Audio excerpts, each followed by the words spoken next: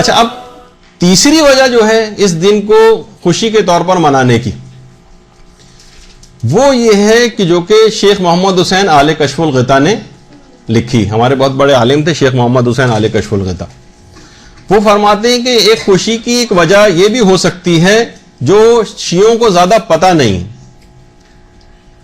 کہ جو 10 ربیع الاول، 9 نہیں 10 ربیع الاول کا جو دن تھا، یہ دن جو کہ آج جس دن ہماری گفتگو ہو رہی، یہ فضیلت و شرف ہم کو حاصل ہے کہ ہم اس دن آج گفتگو کر رہے ہیں، کیونکہ اس دن حضرت خدیجہ کی شادی سلام اللہ علیہ کی پیغمبر اسلام سے ہوئی تھی. اللہم صلی اللہ علیہ وسلم.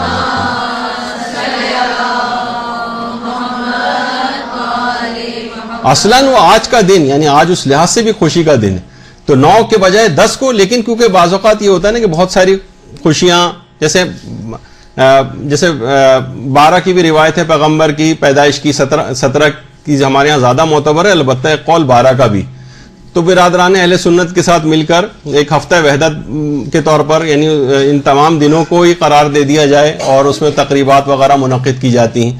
تو اگلے ہی دن کیونکہ یہ نکاح کی تاریخ، خوشی کی تاریخ تھی، تو 9 ہی کے دن بہت ساری مناسبتوں کی وجہ سے ایک دن پہلے اس کی بھی خوشی جو ہے وہ منا لی جاتی تھی. تو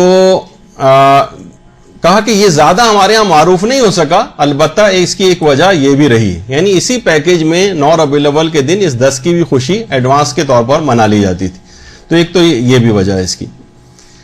اچھا، تو اب آپ نے دیکھا کہ یہ جو 3 وجوہات بنی، ایک تو ایک بڑے دشمن اہل بیت کا مارا جانا، جس میں کچھ تاریخی اختلافات تھے. عمر سعد کے حوالے سے، جب عمر سعد اور ان چاروں افراد کے سر امام کے پاس 9 ربیع الاول کے دن پہنچے اور امام کو خوشی نصیب ہوئی، اس لحاظ سے خوشی کا دن ہے کہ اس دن سوگ کو بڑھایا گیا.